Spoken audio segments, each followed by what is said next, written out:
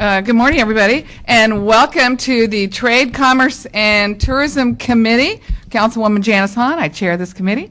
I'm joined by the Honorable Councilman Tom LaBonge. Good morning. We have a big, exciting agenda this morning, but I thought we would dispose of the other agenda items before we get to our main event of talking about bringing a stadium to Los Angeles. So what I thought we would do is take item 3, which is flex parking at the convention center. Very good.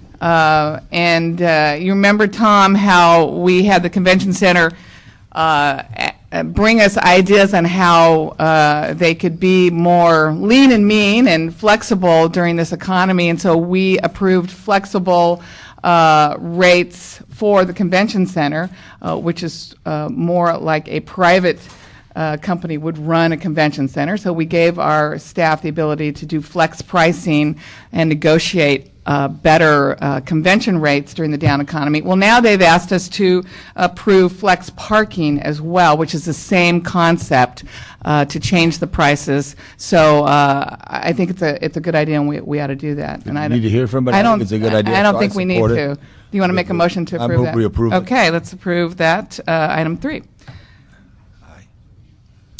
And then on airport items 4, 5, and 6, I think those are other items we can dispose of at this point. I'm going to recuse myself on item 5. So I'll handle item 5, but let's take up 4.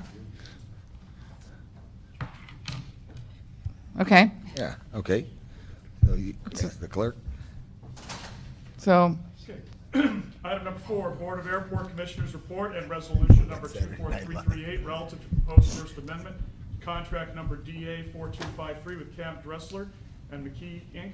to extend the contract for 3 years and increase the funding to continue environmental, technical, and consulting services in connection with the specific plan amendment study for Los Angeles International Airport.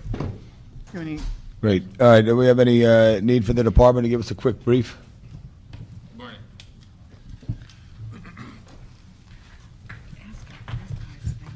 Good morning, Michael Feldman with the Los Angeles World Airports. With me today is Diego Alvarez, who is the program manager. Nice to see you. For our specific plan amendment study. The action before you today is an amendment to the contract on which we would be completing the specific plan amendment study for Los Angeles International Airport. That study is a requirement of the stipulated settlement agreement that the city entered into to settle litigation about airport modernization issues. We need to amend the contract because not only the amount of time that has occurred between when this process has been initiated, because we initiated it first in around 2005. As you know, we went through a number of So what work has been completed so airfield far? safety studies. The work that has been completed was we did do a notice of preparation for the environmental impact report several years ago. When after the notice of preparation was issued and processed, the North Airfield Safety Study was initiated, and the notice of preparation and the entire CEQA process was put on hold until the results of that study were provided.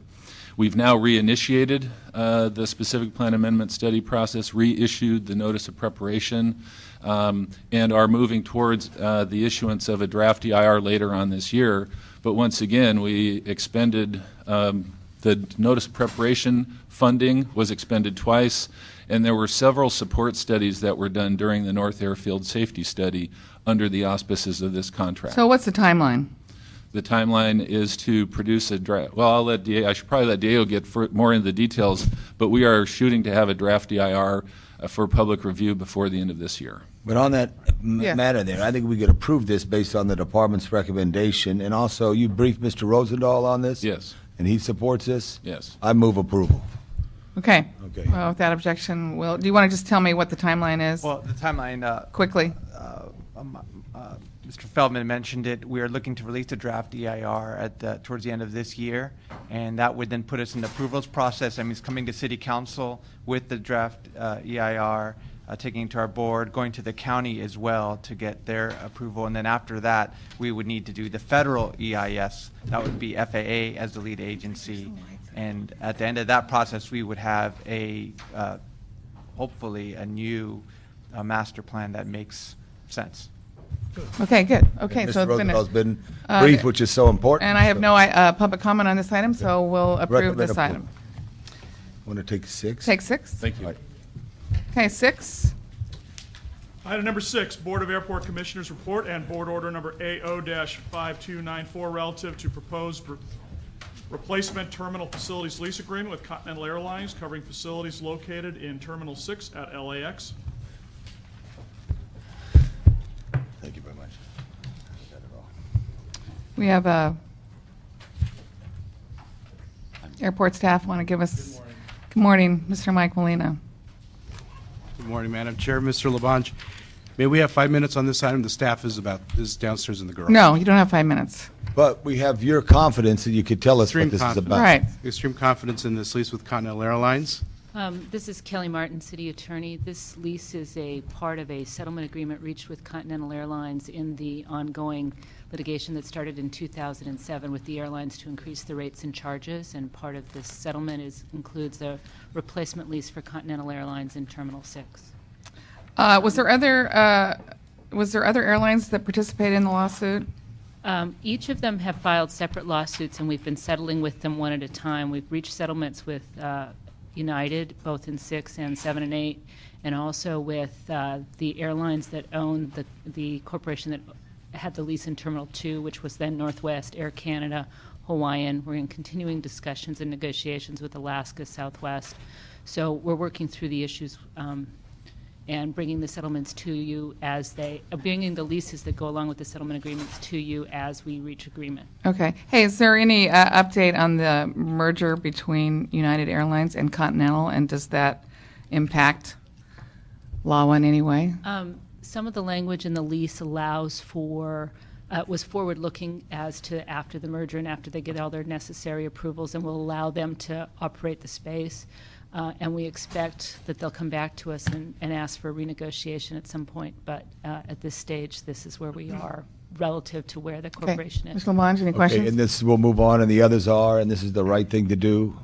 Yes, Absolutely. this is a very good financial deal for the airport. It substantially increases the revenues coming to the airport and gives puts better usage for Terminal 6 and allows a rationalization of the operations in Terminal 6. Very good, Ms. Martin. Thank you for your Thank you. Thank you. report on that. I recommend approval on that. Okay.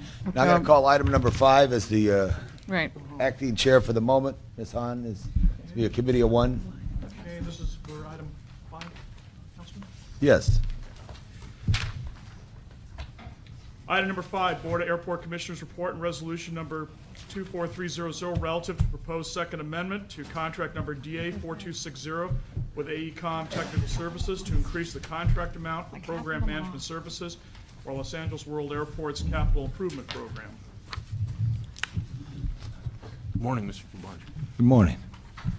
The contract before you is a request to extend the contract capacity for AECOM Corporation, who are providing professional planning, engineering, design, and construction management services in support of the capital improvement program at LAX. This is the Second Amendment to the contract. When we first entered into the contract, we came to you with a contract with a 6-year term with funding for 1 year only, with the understanding that as the capital program at LAX became more defined, we would come back and ask for additional funding and the possibility to extend the term up to 10 years.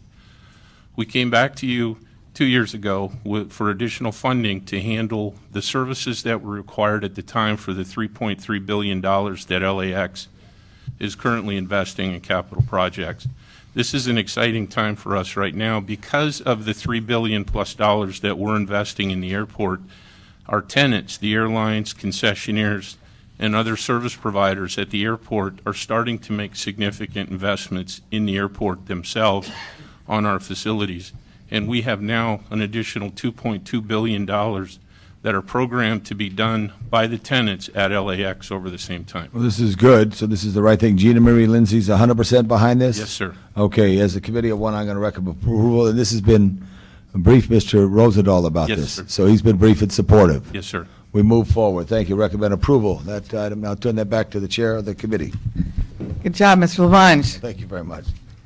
I didn't fumble, did I? I didn't fumble. You didn't fumble. Somebody count how many football metaphors Tom Labange uses today. No, I'm going to go through the presentation. Okay, now for the main event of this committee today. We're hearing, we're going to take items 1 and 2 together. And the first one, we're going to hear from AEG. We're going to hear from our CAO, our LA Convention Center, and LA Inc. And we're going to talk about this proposal for an NFL football stadium to come to Los Angeles. And we're going to talk about how that impacts our current configuration at our convention center, what that means to the operations of the convention center, what that means to possible privatizing the management of the convention center, and what that means in terms of conventions that have already been booked and how it impacts the future. So we're also going to be talking about the item 2 is a motion to begin to put a working group together to engage AEG in formal discussions concerning their proposal and working on actually making this a reality. So I've got a lot of tough questions today. I know Tom probably does as well. And how I would like to structure this is to first have Tim Lawicki come up and give an overview of the proposal and what they need to finalize their plan. Then we'll have some questions for you, Tim. And then I'm going to have Mark Lieberman, LA Inc., and Mr. Abbasi from our convention center to come up, and we'll ask questions on how this impacts the ongoing operations of the convention center. Then I'm going to have our CAO, Miguel Santana, come to the table, or a representative, and we're going to ask questions about how this works in terms of any kind of bond financing. And then I'm going to have Jerry Miller, our CLA, come up and talk about what our next steps are. And we also have with us Maria Elena Durazo, head of LA County Federation of Labor, who I'm going to actually also, if you don't mind, come up at some point and talk about this proposal and what it means for job creation in the city of Los Angeles. So we'll start with Tim. Can I just ask a technical question?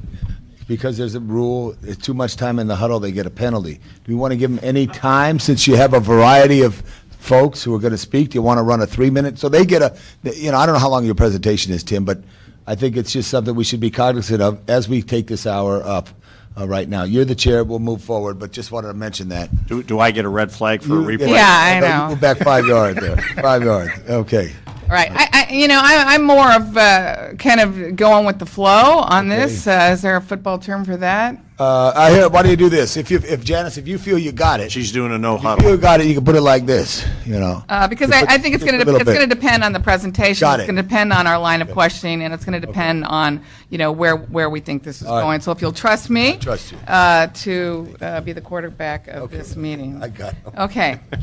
All right. Tim. Good morning. It's How are you, yours. Councilwoman Hahn?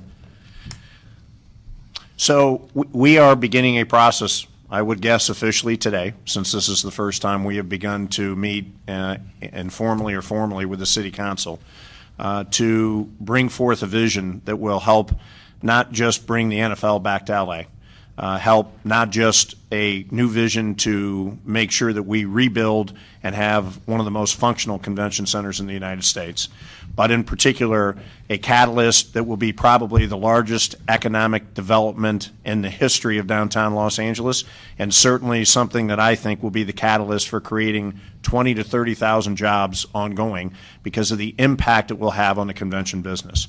We have dealt with this council often. We have dealt with the city often. We are well aware of the current problems that we have as a city with budget, with shortfall, and with cuts. So from day one, when we began these informal conversations, we were very cognizant of the fact that this would have to be a project that was completely privatized and would have zero impact on the general fund. And so our theory and our vision are simple. We will build a football stadium on what is now currently the old West Hall, and it will be a 64,000-seat stadium for the purpose of the NFL, but more importantly, a stadium that will have a roof that will be enclosed at times. That's what you're talking about right here. Yes, and give us the capacity to go to 78,000 seats for Super Bowls, for Final Fours, and in particular, the ability to do conventions, trade shows, and exhibitions, and a vision that would make LA one of the top 5 markets in the United States for these meetings and these conventions. The theory is simple. If we're going to privatize a billion-dollar stadium, can we make it multifunctional and thus have the greatest economic impact possible on the citizens of Southern California? In order to do this, we're going to have to replace the old West Hall. Now, as you will hear later, the old West Hall is in need of major repairs and renovation. There has been very little capital improvements done to that hall over the past 10 to 20 years. We are prepared to work with the city where all of the new tax revenue generated from the stadium and the project will go and apply towards a bond that is approximately $350 million. If there is a shortfall on an annual basis for the debt service, in other words, if the new revenue, above and beyond what the city currently earns off that particular site, if those new tax revenues are not significant enough to cover the debt service on an annual basis, AEG will make up the shortfall each and every year for the life of the bonds. We want you to say that one more time. I think that's a good idea. If we are estimating this as a $350 million project, if the new tax revenues generated for the city from that site are not significant enough to cover the annual debt service for those bonds, then AEG will step in exactly like we did with Staples Center. This is an exact model of what we did at Staples Center, and we will, on an annual basis, cover the shortfall of the debt service for the life of those bonds. In other words, zero risk to the general fund, zero money coming from the general fund. There will be no public dollars invested in the stadium, and the bonds will be structured in a way similar to Staples Center, where we are prepared to make sure that the annual shortfall is covered by AEG. That's simple. One final point. Much has been made about, is this project good? Will it create congestion? What about parking? We are prepared to go through a full entitlement process. We are hoping that the city and the state cooperate with us on CEQA protection that is exactly the same that was provided to the City of Industry, simply because we do not want unwarranted lawsuits. When you are facing on a daily basis over a dozen PR consultants, political consultants, and lobbyists that are trying to kill this project, we want to make sure they can't kill this project without the voice of the citizens of Los Angeles being heard here. This is their jobs that are at risk here, and we're going to privatize this risk. But I want to make sure we're in a situation where a competing city doesn't have the right to throw a grenade into your process and kill it simply because they want the stadium built in Change their your city. terminology on that phrase. Just say they might throw a monkey wrench. How about a penalty And all, flag? and I'm just saying a penalty flag or something. Yes. Just an interest to the world that we live in. Fair enough. So we are prepared to go forward. Our chairman is committed to this project. We as a company are committed to this project. We hope that we have learned enough about how you expect the private sector to deal with the city, and we would hope that we are aware enough of the budget issues that this city has, where the proposal we're making today is in no uncertain terms, a true no risk to the city, to the taxpayers, and to the general fund. Let me ask you about that. Now, these $350 million in bonds, that's to go for what? So $220 million of the bonds would be for a brand new West Hall that would be attached to the current main hall of the convention center. That would give us contiguous space. And as you're going to hear from the experts who we've been talking to for a year, they've done a very good job of making us aware that we fail to bring big conventions here because we lack contiguous space. This will attach the new West Hall directly to the main hall and give us the capacity now to go after every major convention that currently does not come to LA. So let me get this straight. We're demolishing the West Hall Yes, and reconfiguring it over Pico, In that little- attached to the main hall, right in here. in the gap, yes. Now, does this fit in here? It does. Actually, it's 210,000 square feet of exhibition space, and we're going to replace it not only with 210,000 square feet of exhibition space, but design the new stadium in a way where even the stadium completely opens up for major conventions that allow us to have 1.4 million square feet. Goes here. After Yes, the stadium goes directly where the current West Hall is. The new West Hall would be attached to the current main hall, and that would give us, for the first time in the history of Los Angeles, contiguous space to go after the largest conventions that currently bypass LA. So the bonds are to demolish the West Hall and to replace it, reconfigure it next to the main hall. At 220 million of the bonds are to replace the hall. Another 80 million of the bonds go to create parking. There's currently about 2,600 parking spaces in the West Hall. We are going to build 4,000 new parking spaces to replace the 2,600 and attach that to the convention center. And then finally, there's about $50 million worth of contingencies and financing costs that include paying off the current bonds that are dedicated to the West Hall. So those bonds will be retired and built into the new bonds that we will agree to pay the annual shortfall on. Now, this doesn't build the stadium, though.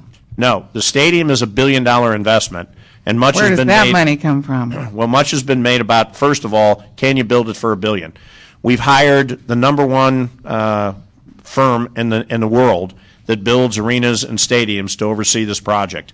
And then we've gone out and we're currently about to decide on a world-class architect, and we have begun to bid the project out to get initial cost.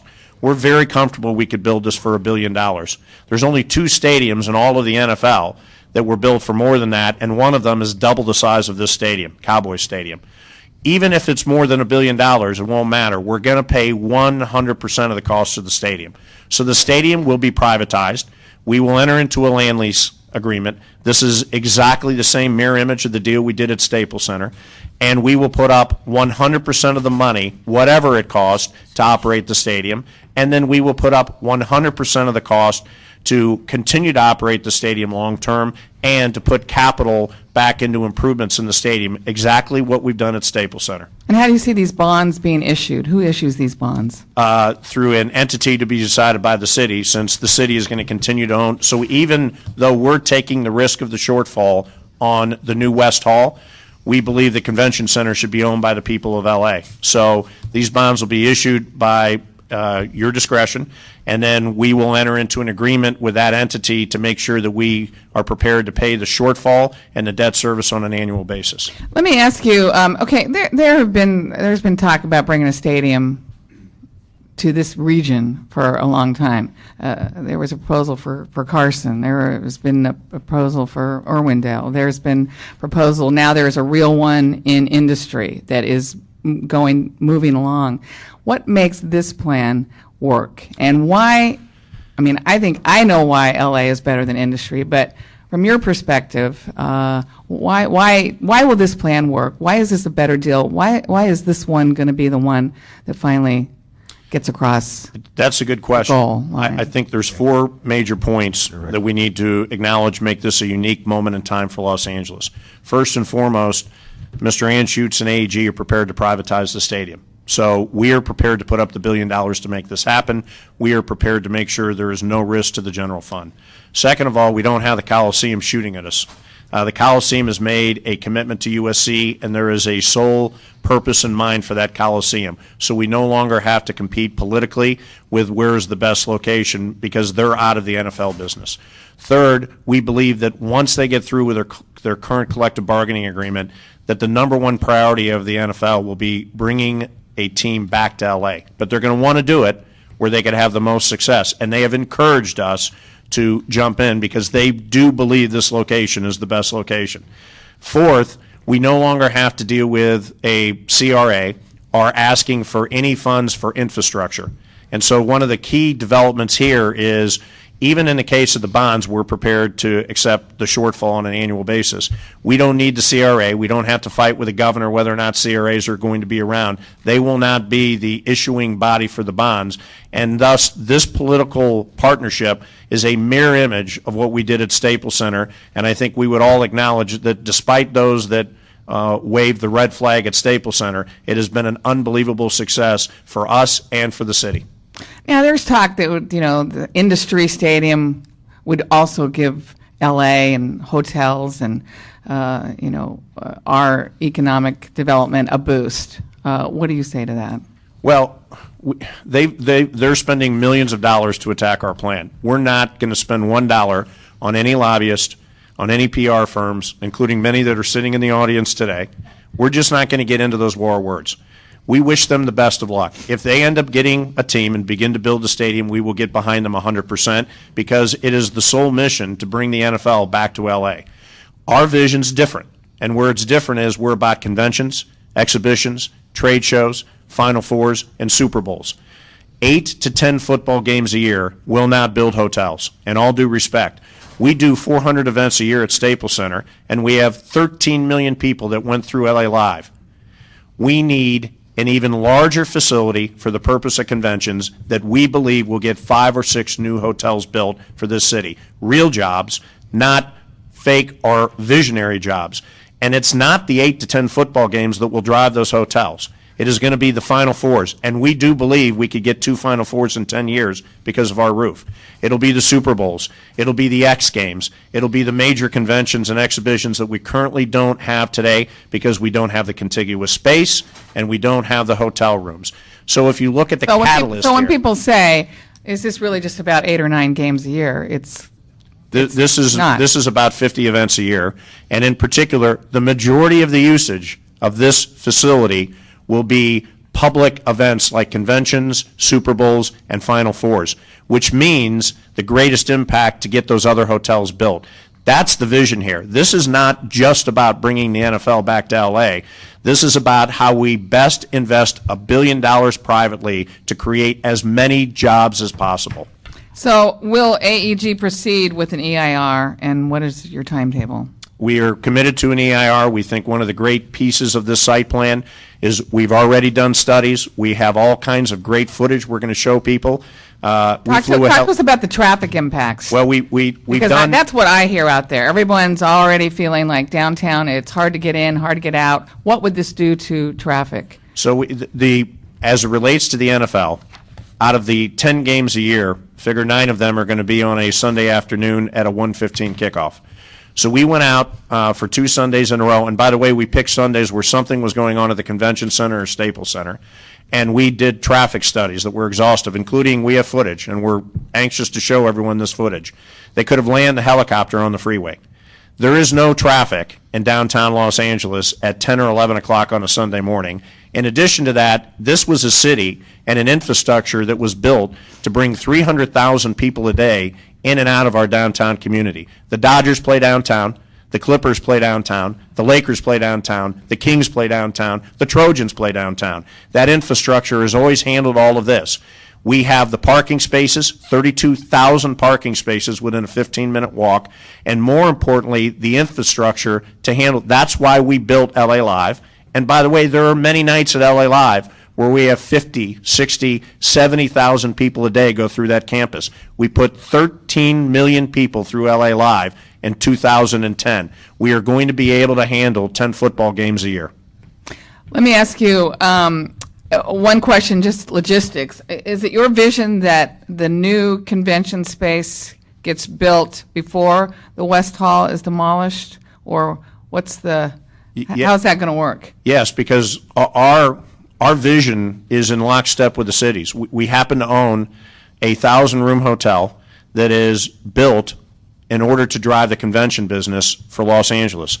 The last thing we want to do is disrupt the convention business in Los Angeles. So we have worked with Perea and the folks at the Convention Center, LA Inc., to look at the existing meetings that are planned, and we will create a construction schedule that will not cost us one major convention. So the new hall will get built first. The old hall will then come down, and then the football stadium will be built. And what about a team? We are spending a lot of time with the teams Nice that. to have a stadium, but we really want a team. Well, the good news here is we have spent time with the teams that are currently trying to figure out a way to get a new stadium built in their community. After going through that process, we are very certain that there is going to be at least one, if not two teams that are going to be in a situation where they're going to have to move in order to solve that problem. We are prepared to proceed on this project today without having a firm commitment from the NFL or a team. We know that's not going to happen until after the collective bargaining agreement is agreed to. So Mr. Anschutz has enough certainty now that a team will come if we build it, and we are prepared to write a check to be a partner of that team. So not only is there a financial commitment to have local ownership, but there is a vision based on the current conversations that at least one team is going to come if we build it. Thank you. Mr. Labange, you have a few. Just a couple of things, too, that I just wanted to mention. I have great respect for Ed Roski, and As do we. Okay, that's very important because he's and his wife is a commissioner with our city on that issue there. And as you said, this is a competitive now business venture between AEG and the Roski Group, as it is. Ultimately, the National Football League owners will make a decision who wants to come to Los Angeles. It always has surprised me that we've been 16 years since the National Football League has been here. There's a lot of things that are a great benefit in this discussion to enhance the corridor, to enhance the opportunity. I just wanted to state the respect that I have for Mr. Roski and his involvement in this community, as he was involved with Staples in the original building of Staples and all that took place. Well, ironically, we too have great respect for Ed. We will say we have not and will not say anything negative about Ed Roski. We think he's fantastic. It is partially his vision that created the greatest point-of destination campus in the United States, and I know it probably hurts him a little bit to be attacking LA Live like he is. That said, this is about the NFL owners and the NFL commissioner, and we wouldn't be here today if we weren't encouraged by both to go pursue this vision. Previously in our last run, Roger Goodell was the point person for then Commissioner Paul Tagliabue at this time there. So I'm sure they're very familiar with Los Angeles, and I think the dynamic, the change that has taken place there. One aspect that I want you to look to, and you mentioned a great menu, one day we will have the Olympic Games again in Los Angeles, and in some way and fashion, if this is approved, I hope there's a full thought of what could that do to enhance whatever needs would be there. And a number of other things that we look on there. It's key that no public financing from the general fund is there, and also a full explanation, because people think this is just, they don't understand the reality of building these type of great venues that are important for a community. I do want to say on the issue of the freeway, Tim, more needs to be done. The 110 and the Santa Monica and the Harbor Freeway are 1965 design, and there are choke points there. The 110 Expressway with stops at Adams, there needs to be a study to look how do we continue that up so that could be done. There's some good running start there. The connector for the light rail, all these things may have a great timing. The station needs to pop up over on Flower Street for the light rail, but there's a lot of advantages there. I did want to just mention that. Just a couple things, too, on that that I wanted to ask as we go forward there. We have a 1% for the arts program. I hope we could also create equally a 1% for athletics. Some of our programs throughout our schools are being cut. Cal State Northridge lost football, Long Beach lost football. Maybe figure it out in your thinking. A 1% for athletics, a 1% for arts. They're important values. If this is approved here, and I'm just going to have a lot more questions, we'll move on, and I know you want to introduce someone very special. Let me try to answer a few of the issues you just raised. Okay. I'm going to go backwards. We have quietly, AEG, and our various teams and buildings and our foundation have raised $70 million for this community.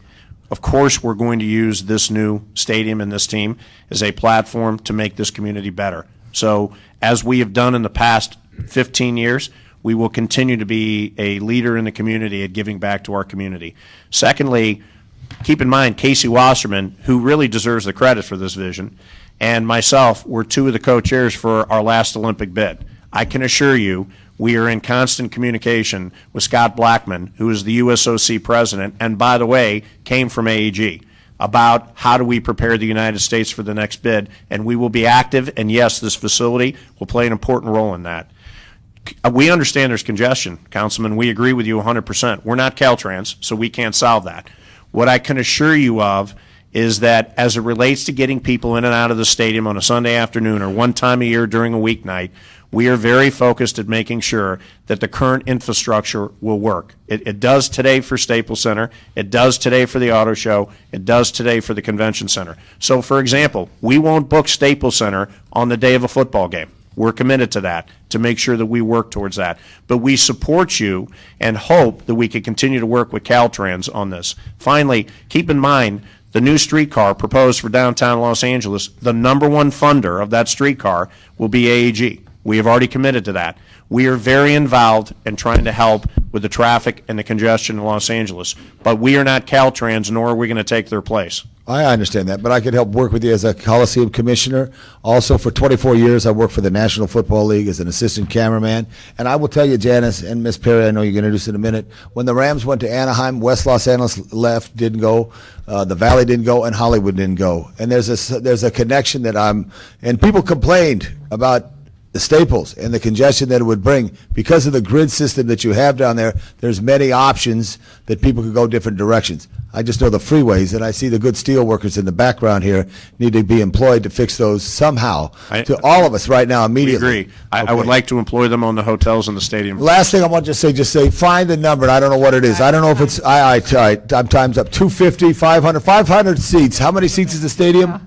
64,000. Find out 500 of those 64,000 are for Boys and Girls Clubs, LA City, LA County Rec and Parks, other youth groups who get to the football games. The Rams used to do that where they had the kids sit up there. It wasn't the best seats, but they got to the stadium.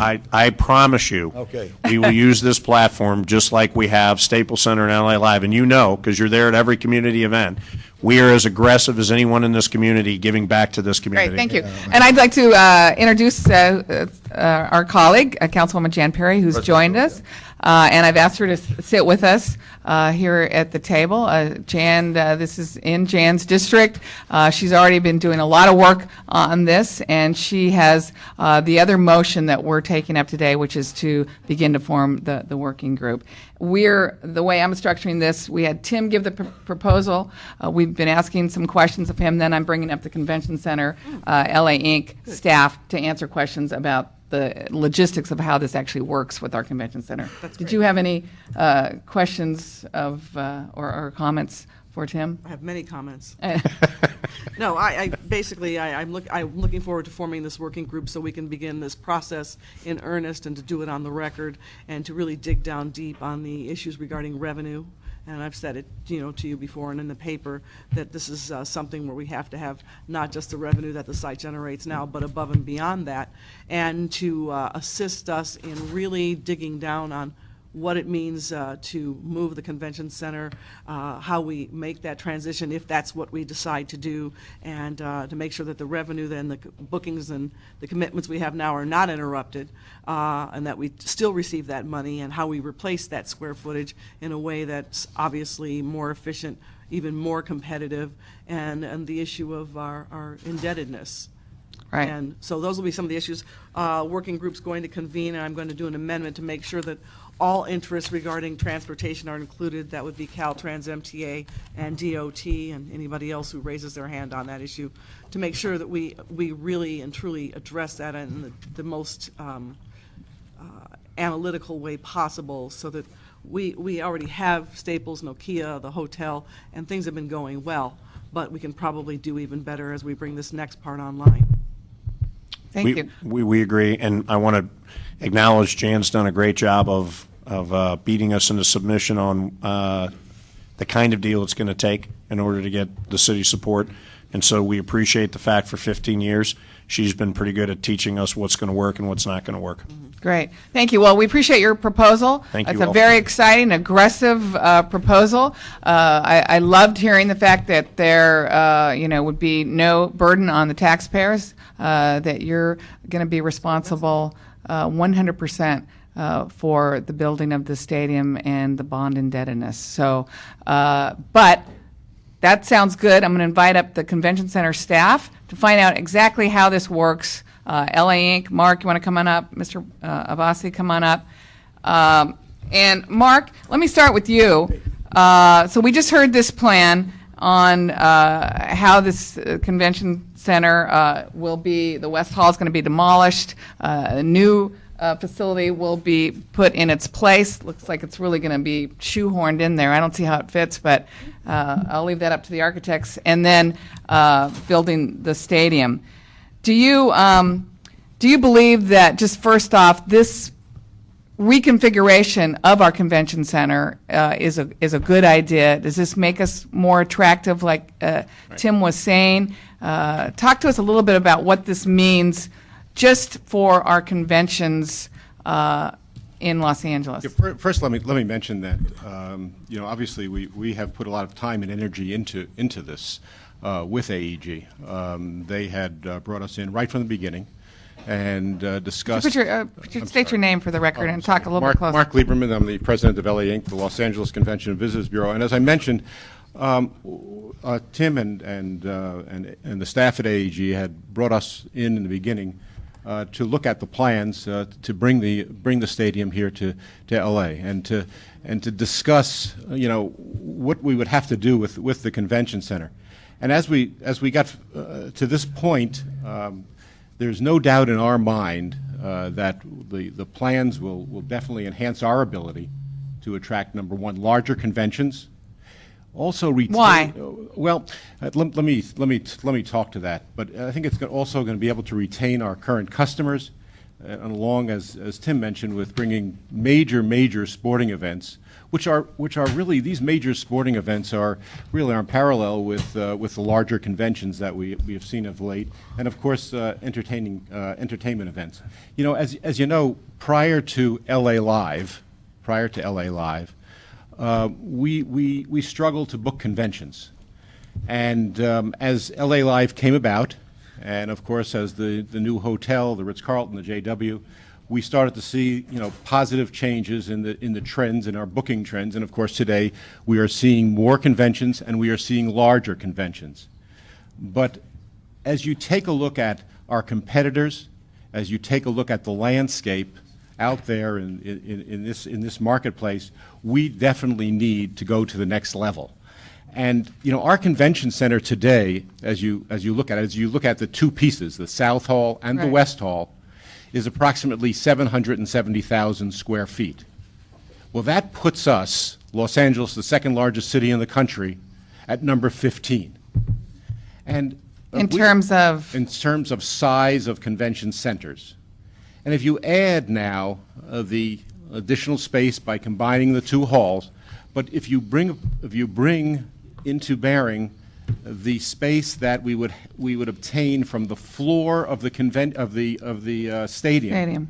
And of course, we can only use this at certain times during the year, but those certain times during the year will allow us to bring additional conventions. But I think take away the convention piece of that and everything else that we've talked about. I think that there's two major pieces to this that Tim touched on that really bear additional comment, and that is today we struggle in booking conventions because we have two halls. And for those of you that have spent time in the convention center, it is not a short walk from the South Hall to the West Hall or vice versa. And when a prospective customer comes here and goes into the building and looks at what we have, they all say the same thing. We have a very nice facility. The amenities now that are around Staples and LA Live are enticing. But this split of two halls makes it very difficult for us. So that, number one, that contiguous space is very, very important. And that's what it does by bringing the new West Hall, so to speak, in that. Yeah, I think you get contiguous space. I think that the other piece that we get excited about in trying to sell conventions that we have a difficult time today, and when you take a look at our competitors on the West Coast being Anaheim, San Francisco, and San Diego, and you take a look at their hotel package. And if you think about the hotels that surround the convention center, and when I think about surrounding the convention center, I think about in walking distance. and we think about that in a half-a-mile radius. And today we have 2,000 rooms within a half-a-mile radius of the convention center. And our competitors, Anaheim has 7,000 rooms, San Diego has 8,200 rooms, and San Francisco has 12,000 rooms within a half-a-mile radius. So we definitely need, if we are going to attract larger conventions and additional conventions, we need more hotel rooms. And I think that this project will definitely do that. Are you worried at all? Okay, go ahead. I want to point out one other thing, and I've mentioned this to Jan many, many times and to others, and I see that Carol is here also, that I think by bringing a stadium downtown and by bringing more hotels, et cetera, this is going to attract more retail. And when we talk to our customers, and what do our customers ask for? They ask for all of those amenities that we have, but they ask for shopping. And I think that this is going to be a real help to bring. Are you worried at all about this construction schedule? Well, we've and how that impacts either current bookings or future bookings? It's kind of interesting. Obviously, our customers today are asking us about this. And I should say that our customers that we do not have today, that we are looking to, large customers, many of them are excited about this. They have asked for the plans. We've sat down with them and explained to them where we are. What are the big conventions that we don't get? Oh, there are quite a few. Some of them. Like you have NAMM that's in Anaheim. You have other medical conventions that we don't have. I mean, now we're getting. And this is based on we don't have the space. We don't have the space, and we don't have the contiguous space also. I think that this will allow us to get in that game, which we haven't been in. To answer your question about am I concerned about the construction? We've been through construction going on at LA Live. We've been through other constructions. I think as we've sat down with the AEG people and and expressed the same type of concerns that everyone has, I think that we can work around this. And I think that customers that are coming here have gone to other cities and have seen construction and worked around it as they've had their convention in other cities. Okay. Thank you very much. Mark, Mr. Abbasi, I'm going to ask you the same question. Will this construction affect any previously scheduled conventions or events that are coming to LA? And how do you see operating during, potentially disruptive construction project? Puri Abbasi, Chief Executive Officer, Los Angeles Convention Center. Good morning, council members. Before I answer that question, I just want to share with you astounding statistics. 93% of venues worldwide, 93% of all the venues worldwide that we're competing against have had a major renovation, expansion, or infrastructure investment in the last 15 years. Los Angeles, being such an amazing destination, has lacked that investment. Is one of its most important assets.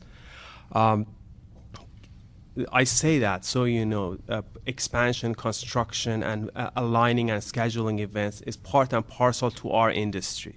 That's what convention centers do while they're operating, especially with the plan that we have currently been talking about, are able to align events and schedule events and work with their customers to phase in construction phases. That's what we do. So, but I want to underline this issue again, and regarding the lack of infrastructure investment in the convention center. We have enjoyed phenomenal success in the past 5 years. There is no other convention center in the nation that can even come close to the efficiency operations that we have been running, and that has been because of the support that we've received from this council, from our partners at LA Inc., and most notably our partner AEG, in allowing us to be able to align all the components to bring business to Los Angeles and to downtown Los Angeles. However, I've shared with every one of you, and you all know that I'm not at loss for words at all, that if this city does not invest in the convention center, if we do not renovate the West Hall or build a new hall in its place, we are going to be out of this business. And that in the next 10 years. Now, really, given that, And I don't see, given the present economic conditions, when the economic conditions were much better, that the city will come up with hundreds of millions of dollars to invest, because there are other needs that are more critical in the city.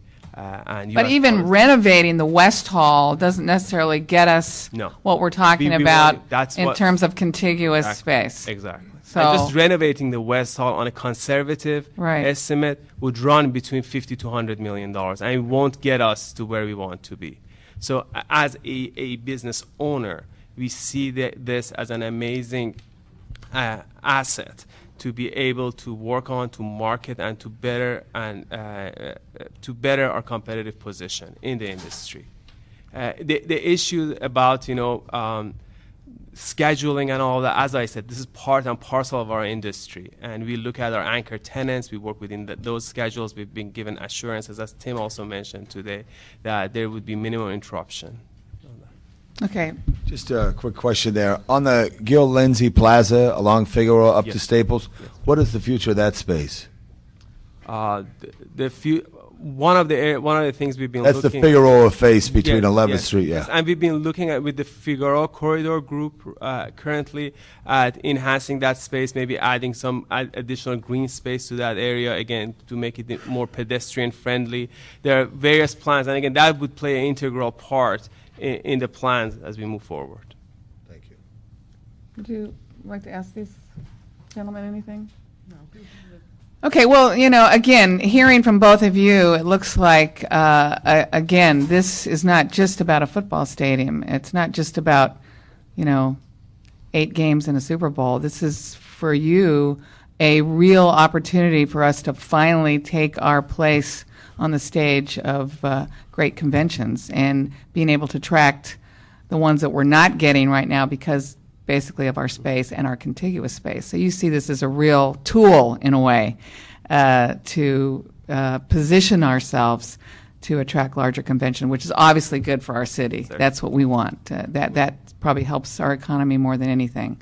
Absolutely. Okay. Can I ask Mark a quick question? Yeah. The Rose Bowl and downtown, there's success in your business with that relationship? Absolutely. Here's a kind of an interesting statistic, okay? You'll recall that last year we had both games. We had the Rose Bowl and the BCS. And for this year, if you take a look at the hotel occupancy in the city of Los Angeles, year over year we were up about 8% in occupancy. And every week we have seen growth, every week. Last week was the first week, probably in the last 6 months, that we had seen a decline in occupancy.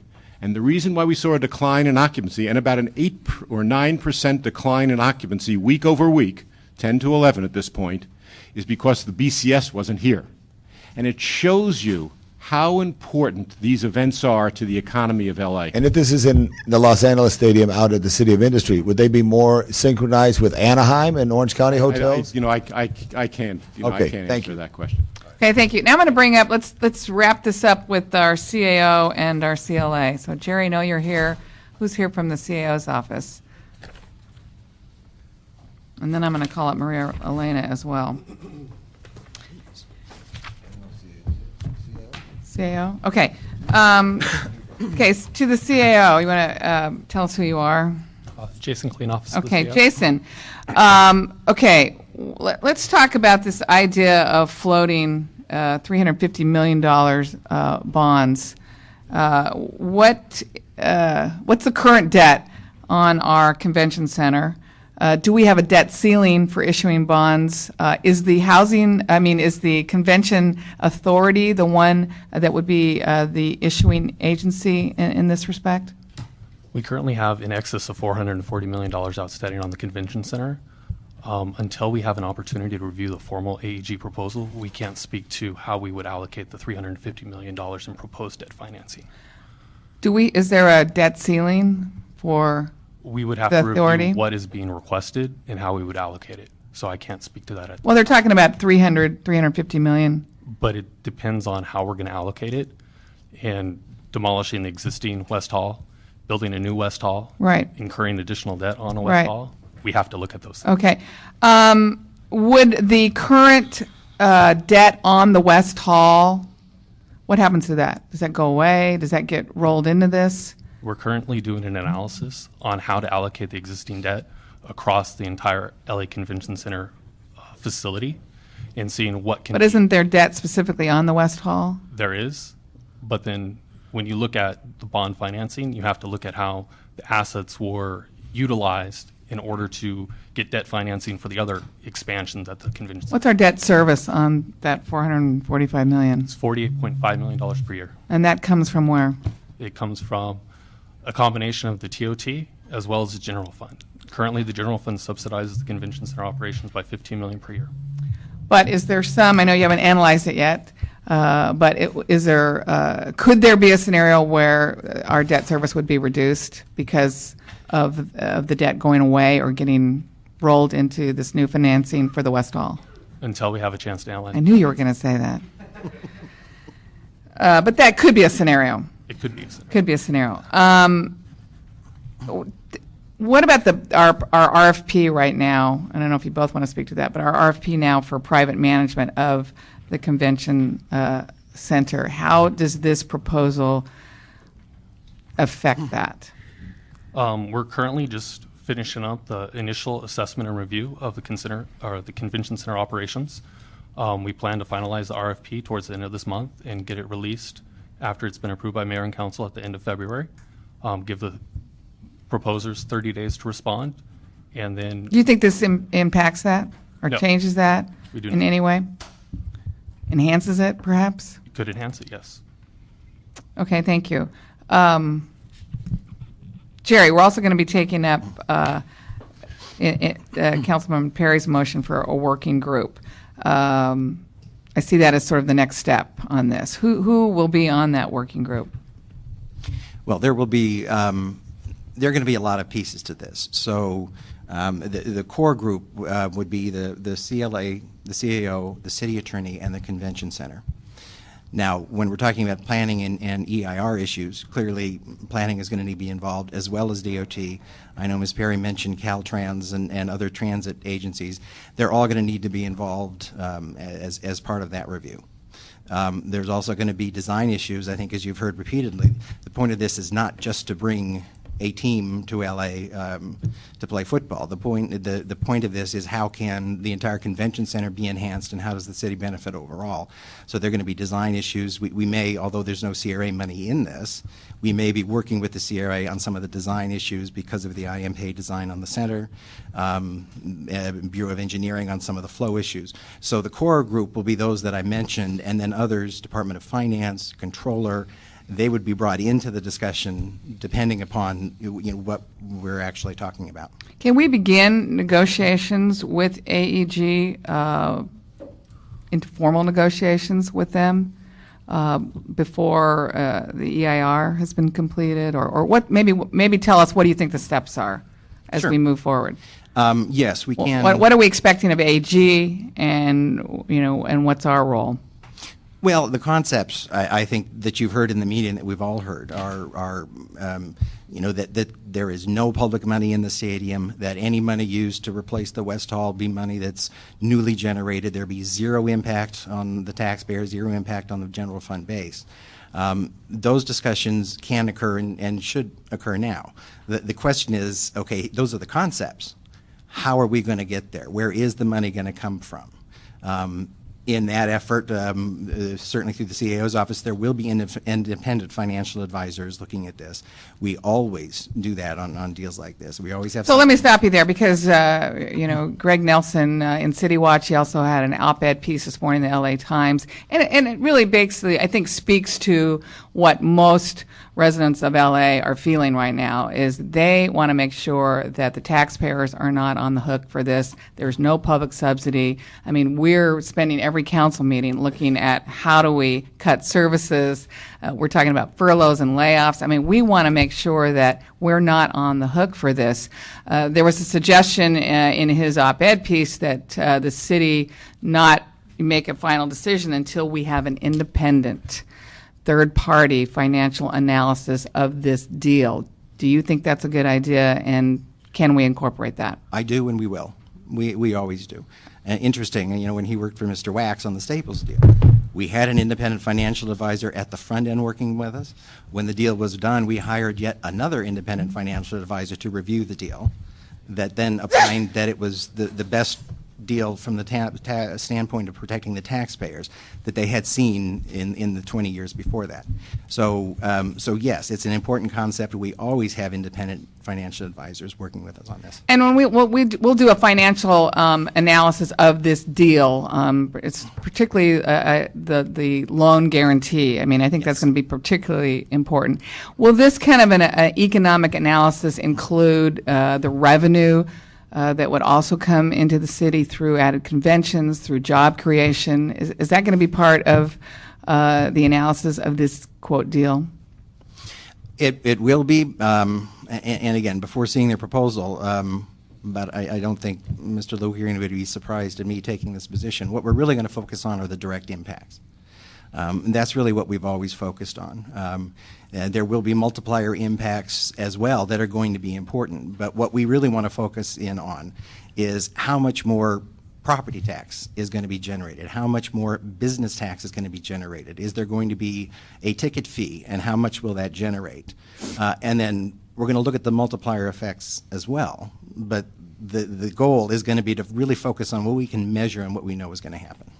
Because the revenue bonds are supposed to be paid back by a ticket price, ticket tax.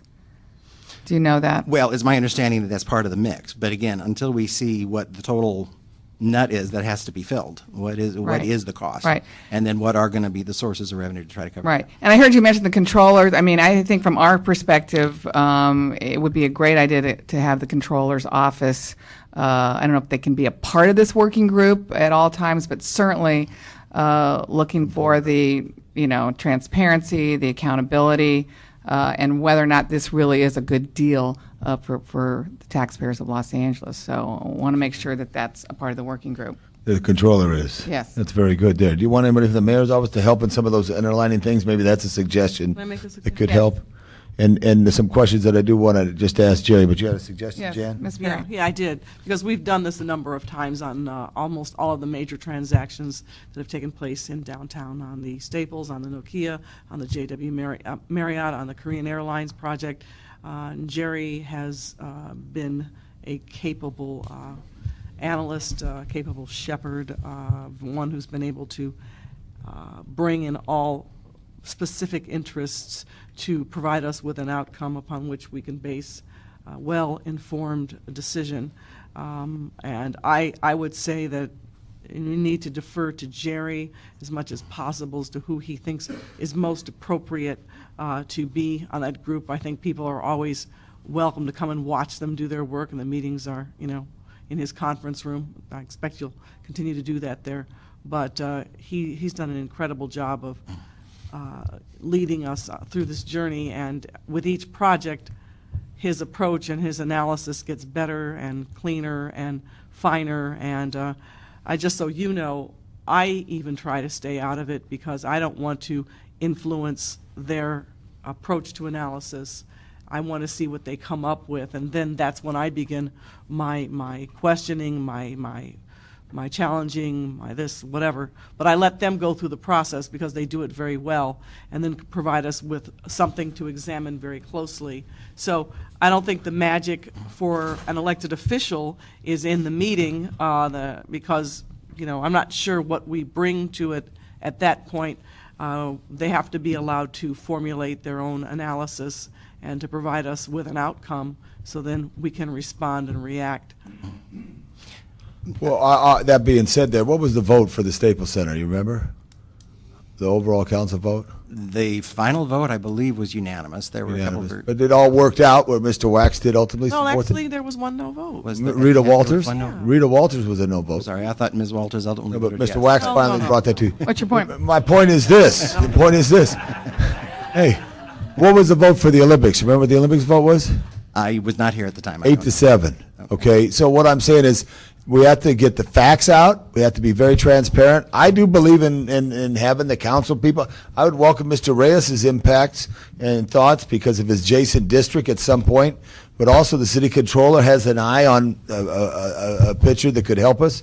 And I think it's real important that you assemble that team and be able to bring it in and have some report back to council on these issues here. If I can address that, and really Ms. Perry's comments as well. It's going to be incumbent upon all of us to keep key council members informed, the mayor informed, et cetera. This is your committee. Obviously, it's vitally important for your committee work. It's Ms. Perry's district. It impacts Mr. Reyes and Mr. Weezer. It's also in Mr. Parks' committee. At some point, we get a working group that is not manageable. So we do need the core, as we've done in the past, we need the core function, but it's going to be incumbent upon us to keep you informed of what's going on. Of course, the mayor is going to be involved, and mayor's staff will be involved and informed. As will the controller. But we're talking about establishing a formal working group that will go through the deal points and actually engage in negotiations on what that looks like. Fine, I'm okay with that, and I trust you completely, as Ms. Perry said. I just think it's the trust of the public that is most important as we move forward on this deal. We have a Los Angeles that a lot of people are out of work. A lot of people are losing their homes. A lot of people are seeing, again, less city services. So it's not so much how much we trust you, but we want the public's trust as we move forward on this deal. We want this deal to be in the best interest of the city of Los Angeles. We want it to be transparent, and we want there to be accountability. And I think the city controller has been elected by the people to sort of pay attention to what we do on behalf of the taxpayers. So I just want to make sure that that works, and that the controller's office is certainly, involved in this. Any other questions? Let me ask you about if in fact the convention authority is issuing entity. I want to make sure that the authority has been briefed on this and is in the loop on what this potential proposal could be. And I know I see Sylvia Robledo, who's on the authority, and I just want to make sure that the authority and the commission are both kept apprised of as we move forward in this. There are citizens oversight authority for what's going on at the convention center. Okay, now I'd like to call up Maria Elena Durazo and Richard Slauson. Talk about what this means in terms of who you represent, and that's working people in and around this region. And why does it make sense to have a stadium in Los Angeles as opposed to some of the other proposals out there that aren't jobs? Jobs. I was just here a few... Put your name on the record. I'm sorry, Maria Elena Durazo, Los Angeles Federation of Labor. I was just here a few days ago when you were all deciding what to do about one piece of the budget deficit and how to address that. And so certainly we're concerned about preserving the services through the people who provide those services to the city of Los Angeles. And there is no other way than creating jobs in the private sector. There's no other way of creating the revenue that we need for this city to protect the libraries and to protect the parks and recreation and everything else that we rely on and the citizens of the city rely on. So it is in that light of the creation of private sector jobs that, of course, we come to support this project. We think that my partner Richard here will talk about the impact of the construction jobs. Even though they're quote-unquote temporary, they go on for several years, and they're extraordinary jobs, and what the building trades do for that is extraordinary. But I think that we've got to look at hospitality industry in a more serious way and in a more deliberate way. And in that sense, AEG has done an extraordinary job for the city of Los Angeles to remind us how important the hospitality industry is. It's no longer just hotels and restaurants. Hospitality is now a merger of sports, entertainment, conventions, and with it come lodging and food service and all the other services. This is a whole different industry from what we had for many, many years. You come to the beach and You go stay in hotels, and that being the end of it.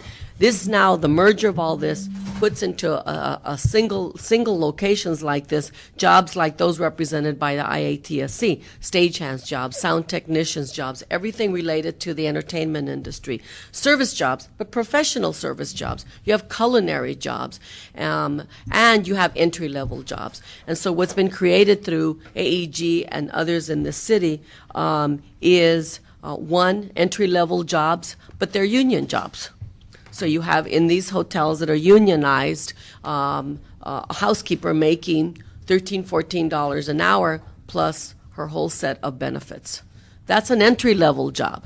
Well, you don't see that very often in entry-level jobs. They're usually $8 or $9 an hour. So already at the entry level, we're creating thousands of jobs where men and women in this city will have first access to those jobs, and from which they can grow and go into other And jobs. is AEG a good partner? AEG is a very, very good partner, and they've always stood up publicly and been partners on making sure that they're union jobs. And to that, they're a model employer for Los Angeles. So, and the last thing I just want to mention is it's very unusual to get this kind of private sector investment. And this will bring also the confidence for other investors to come to Los Angeles. But to put $1 billion on the table plus to create this this new addition to the convention center, I think is extraordinary and will give Los Angeles a big bump when it comes to other investments as well. So. Richard. Well, first I want to say, let's bring football to Los Angeles. You know, this changes everything. It changes the whole dynamic in downtown Los Angeles. Absolutely. What does football and a stadium bring to Los Angeles? It brings this whole vision. A new convention facility, expanded economic opportunity, 5,000 construction-related jobs. And that's just not craft jobs, but those are great jobs. But we're talking about architects, engineers, designers, all of suppliers, all of the people in the construction industry that would benefit from this kind of economic opportunity here. It means expanded convention and tourism business in Los Angeles. Thousands of permanent jobs, especially hotel, restaurant industry, and tourism as well. Presently, the city's convention center is old and it needs to be expanded. It is underused, it is not large enough, it is not a world-class facility. Los Angeles cannot continue to be one of the 10 largest cities in this country without a world-class convention center. It just does not work. We're talking about economic development here, about creating private industry jobs. This is the kind of economic opportunity that brings those kinds of jobs to any city. We've seen it all over the country. How does this happen? It happens because you select and you partner with a group like AEG. They have fulfilled every promise they've made to the city. They've done a tremendous job of bringing good jobs, good paying jobs, jobs that people can depend on to live here. Not just come in temporarily and do a job for a day or so or 6 months, but by utilizing people here in the city of Los Angeles. They've partnered with the city, with the building trades crafts, with contractors in creating local jobs. In fact, on their projects, they've approached 40% of the contractor representatives, the construction industry folks, the craft union workers on these projects have lived within the city of Los Angeles. We know that from their experience here, and the city has kept track of it. And the city and Ms. Perry, along with others in the city, the mayor, have made sure that this has happened as well.